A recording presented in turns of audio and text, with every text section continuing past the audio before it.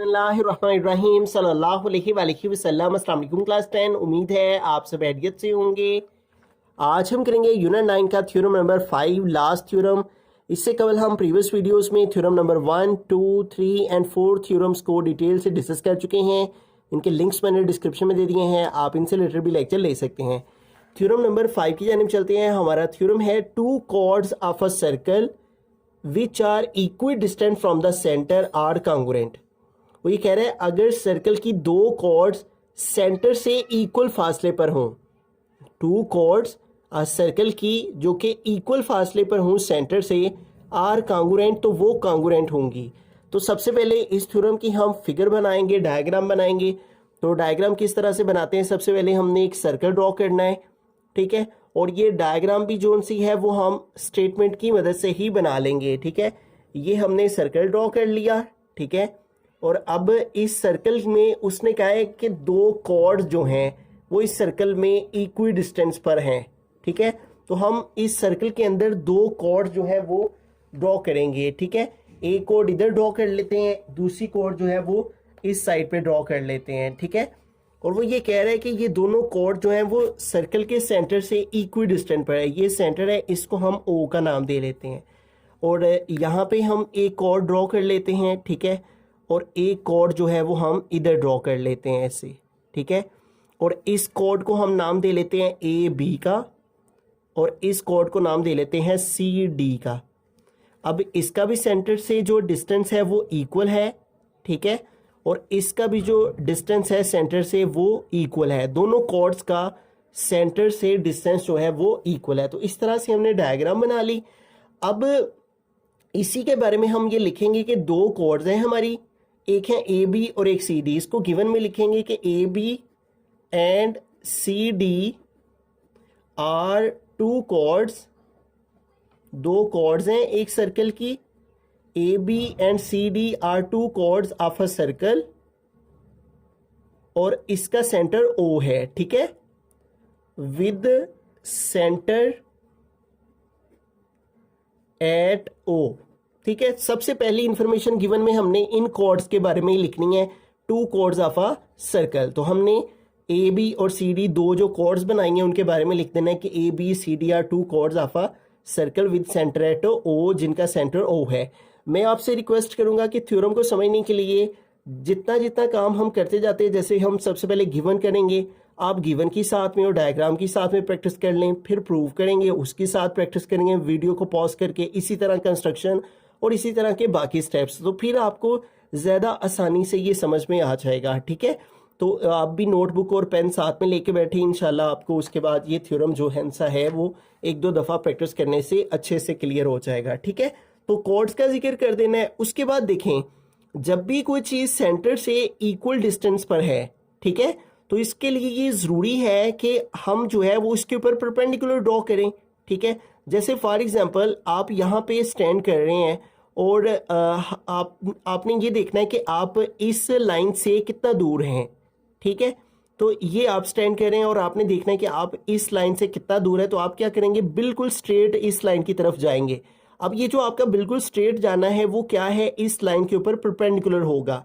तो बिल्कुल इसी तरह ये जो ओ एच है ये परपेंडिकुलर है किसके ऊपर, ए बी पर, और ये जो ओ के है ये परपेंडिकुलर है सी डी पर। इसके बारे में हम प्रीवियस थ्योरम में इस बात को अंडरस्टैंड कर चुके हैं कि जो ये वाली जो इंफॉर्मेशन अभी हम डिस्कस कर रहे हैं कि जब भी कोई एक जो है वो लाइन हो और उसके ऊपर कोई लाइन बाइसेक्ट हो, ठीक है, तो वो लाइन उसके ऊपर परपेंडिकुलर होती है, ठीक है। इस बात को भी हम पढ़ चुके हैं। तो इस लिहाजा हम लिखेंगे कि जो ओ एच है वो किसके ऊपर परपेंडिकुलर है, इसके ऊपर, ए बी के ऊपर परपेंडिकुलर है, ठीक है। तो इसके बारे में हम यहाँ पे लिखेंगे कि ओ एच परपेंडिकुलर है हमारी कॉर्ड किसके ऊपर, ए बी के ऊपर। तो यहाँ पे हम लिखेंगे ए बी, ठीक है। और बिल्कुल इसी की मुहालिफ सिमत में देखें तो ओ के किसके ऊपर परपेंडिकुलर है, सी डी पर। तो इसके बारे में हम लिखेंगे एंड ओ के परपेंडिकुलर है किस पर, सी डी पर, ठीक है। तो इन दोनों की इंफॉर्मेशन के बाद हम ये कह सकते हैं आर कांगुरेंट। अगर ये कांगुरेंट हो तो फिर इसका इसके साथ जो डिस्टेंस है वो क्या होगा, इक्वल होगा। इसको भी हम जो है वो प्रूव कर चुके हैं थ्योरम नंबर 4 में, ठीक है, कि O से H और O से K जो है वो फिर क्या है, इक्वल है। अगर ये इसके ऊपर परपेंडिकुलर है, ये इसके ऊपर परपेंडिकुलर है, तो हम कह सकते हैं सो डैट कि जो मेजरमेंट OH है उसका डिस्टेंस इक्वल है किसके, मेजरमेंट OK के डिस्टेंस के। ये इतना काम हमने गिवन में लिखना है, ठीक है। एक तो कॉर्ड्स के बारे में लिखना है, दूसरा ये लाइन इसके ऊपर परपेंडिकुलर है, ये लाइन इसके ऊपर परपेंडिकुलर, और तीसरा काम हमने ये करना है कि OH इक्वल है OK के, ठीक है। कि क्योंकि ये बात उसने ये देखें कहा हुआ है, two chords of a circle which are equal distance from the centre, ये उसने स्टेटमेंट में कहा हुआ है कि दोनों कॉर्ड सर्कल के सेंटर से इक्वल डिस्टेंस पर हैं, यानी O से H का डिस्टेंस, O से K का डिस्टेंस आपस में क्या है, इक्वल है, ठीक है। तो ये बात उसने इंफॉर्मेशन ये वाली सारी जितनी हमने यहाँ पे लिखी है ये सारी गिवन में दी हुई थी। टू कॉर्ड्स तो ABCD दो कॉर्ड्स हैं, परपेंडिकुलर तो परपेंडिकुलर के बारे में लिख दिया, equi distant from the centre यानी O से H और O से K ये इक्वी डिस्टेंट, ठीक हो गया। अब इसके बाद प्रूफ क्या करना है, उसने कहा है आर कांगुरेंट, कि ये दोनों chords two chords are congruent, two chords की बात हो रही है, यानी AB कॉर्ड और CD कॉर्ड आपस में क्या है, कांगुरेंट है, यानी कि हमने इस बात को प्रूव करना है कि AB कॉर्ड जो है वो इक्वल है कॉर्ड CD के, ये चीज़ हमने प्रूव करनी है। अब कंस्ट्रक्शन बड़ा सिंपल से है, हमने इसको कंस्ट्रक्ट इस तरह से करना है। अब कंस्ट्रक्शन क्यों करते हैं, इसलिए करते हैं कि ताकि जो उसने स्टेटमेंट की हुई है उसको किसी एक प्रॉपर वे के साथ प्रूव किया जा सके। तो हम क्या करेंगे, O से A को ज्वाइन कर देंगे, O से C को ज्वाइन कर देंगे, ताकि दो ट्राइंगल्स बन जाएं, और फिर उन ट्राइंगल की कांगुरेंसी की बिना पर हम जो है वो ये बात प्रूव कर सकें कि दो कॉर्ड जो सर्कल की इक्वी डिस्टेंस हैं सेंटर से वो आपस में कांगुरेंट हैं। तो अब क्या करेंगे, हम गिवन में ज्वाइन कर देंगे A को और C को O के साथ, ठीक है, और ये लाइन हम डॉटेड लगाएंगे, ठीक है। और इसी बात को हम जो है वो कंस्ट्रक्शन में लिखेंगे कि join A and C with centre O, ठीक है, ज्वाइन A, ठीक है, join A and C with O, join A and C with O, ठीक है। तो इस तरह से क्या होगा ज्वाइन करने से, so that we can form, हम बना सकते हैं, बन जाएंगी दो ट्राइंगल, ये देखें राइट एंगल ट्राइंगल बन जाएंगी। राइट एंगल ट्राइंगल का मतलब जिसका एक एंगल 90 डिग्री का होता है उसे राइट एंगल ट्राइंगल कहते हैं।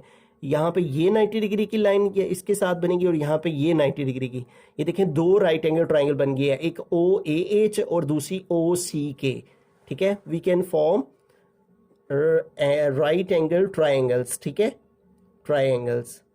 ये राइट एंगल का सिंबल हो गया, ये एंगल का सिंबल होता है, RT का मतलब राइट, ये ट्राइंगल्स, और कौन कौन सी हैं, OAH और दूसरी एंड OCK। तो ये कंस्ट्रक्शन के अंदर हमने करना है कि ज्वाइन करना है A को और C को O के साथ, तो इस तरह दो राइट एंगल ट्राइंगल्स बन जाएंगी OAH और OCK, ठीक है। तो मैं आपसे रिक्वेस्ट करूंगा कि अभी हमने जो गिवन प्रूफ कंस्ट्रक्शन लिखा है और डायग्राम बनाई है, सबसे पहले आप इसकी अच्छे से प्रैक्टिस करें, ठीक है। इसको अच्छे से सारे पॉइंट्स से साथ साथ जो आपने समझे हैं इनको प्रैक्टिस करें, उसके बाद फिर आप आगे इसको वीडियो को कंटिन्यू करके आगे से समझे। तो आइए अब हम इसको प्रूफ करते हैं स्टेटमेंट और रीजंस की मदद। तो स्टेटमेंट और रीजन में सबसे पहला काम हमने ये करना है कि हम ना इसको 3 पार्ट्स में डिवाइड कर देंगे, ठीक है। सबसे पहले हम इतने को अंडरस्टैंड करते हैं और इतने की प्रैक्टिस करें आप, फिर हम इससे आगे यहाँ से लेके यहाँ तक को अंडरस्टैंड करते हैं, ठीक है, यहाँ तक आप इसकी प्रैक्टिस करें, और एंड द लास्ट हम इन 2 पॉइंट्स को अंडरस्टैंड करेंगे। टोटल 3 स्टेप्स में हम स्टेटमेंट और रीजंस को अंडरस्टैंड करते हैं। अब सबसे पहला स्टेप हमने क्या करना है, ये जो हमने कंस्ट्रक्शन से 2 राइट एंगल ट्राइंगल्स बनाई हैं, हम इनकी कांगुरेंसी को शो करते हैं कि ये ट्राइंगल आपस में कैसे कांगुरेंट हैं, ठीक है। तो एक ट्राइंगल है OAH और दूसरी है OCK। तो सबसे पहले हम लिखेंगे in right angle triangles OAH के इसकी हम क्रॉसपोंडेंस फाइंड करने लगे हैं, किसके साथ, OCK के साथ। OAH क्रॉसपोंडेंस OCK, इन दोनों की क्रॉसपोंडिंग यानी मुताबिकत देखने लगे हैं हम, ठीक है।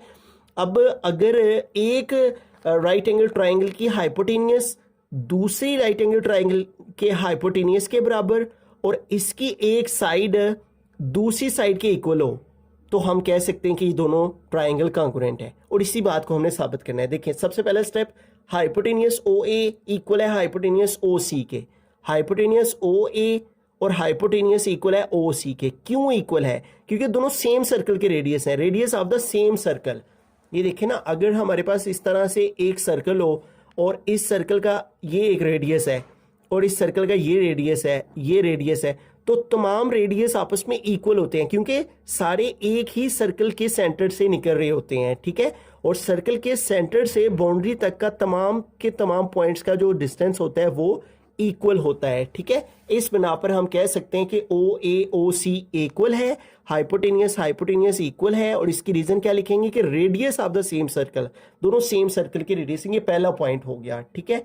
दूसरा पॉइंट है ओ एच इक्वल है ओ सी के, ये हमने गिवन में लिखा है, ठीक है। ये देखें ओ एच इक्वल है ओ के, यानी उसने कहा था ना कि दो कॉर्ड जो हैं वो इक्वी डिस्टेंट पे हैं सेंटर से, तो यानी ओ एच और ओ के, यानी इस सेंटर से इस कॉर्ड का डिस्टेंस, सेंटर से इस कॉर्ड का डिस्टेंस इक्वल है। तो सेकंड पॉइंट हम लिखेंगे गिवन का। अब इन्हीं दोनों पॉइंट्स की बिना पर हम कह लेंगे कि ये वाली ट्राइंगल इस ट्राइंगल के कॉन्ग्रुएंट है, दरमियान में कॉन्ग्रुएंट। और रीजन ये लिखेंगे कि इसका हाइपोटेनियस और इसका हाइपोटेनियस ये इक्वल है और इसकी ये वाली साइड और इसकी ये वाली साइड आपस में पास टू लेट है, ठीक है। तो इस बिना पर ये वाली ट्राइंगल इस ट्राइंगल के कॉन्ग्रुएंट है। ये जो सिंबल बना हुआ इसका मतलब कॉन्ग्रुएंट है।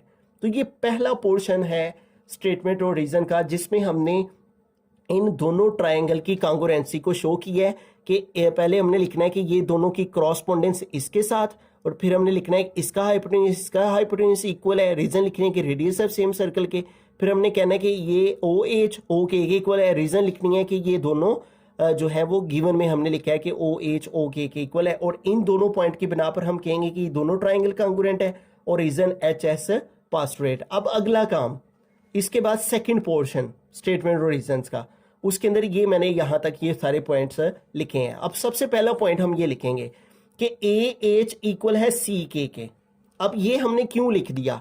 देखें, अगर एक ट्राइंगल की हाइपोटेनियस और साइड आपस में दूसरी ट्राइंगल की हाइपोटेनियस और साइड के इक्वल हो, तो फिर इस ट्राइंगल की ये तीसरी साइड भी आपस में कॉन्ग्रुएंट होगी, यानी ए एच सी के इक्वल होगा। यानी ये देखें, अगर तो ये दो ट्राइंगल हो और इस ट्राइंगल का ये हाइपोटेनियस और इसका ये हाइपोटेनियस और इसकी ये साइड और ये साइड आपस में इक्वल हो, तो फिर थर्ड वाली साइड के भी कॉन्ग्रुएंट होती है। तो हमने इसलिए कहा है कि ए एच इक्वल है सी के, और इसकी रीजन लिखेंगे कि क्रॉसपोंडिंग साइड है कॉन्ग्रुएंट ट्राइंगल की, कि ये दोनों क्रॉसपोंडिंग जो ट्राइंगल हमने कॉन्ग्रुएंट प्रूव किया है, उस बिना पर हम कह रहे हैं कि ये फिर क्रॉसपोंडिंग साइड है कॉन्ग्रुएंट ट्राइंगल की, ठीक हो गया।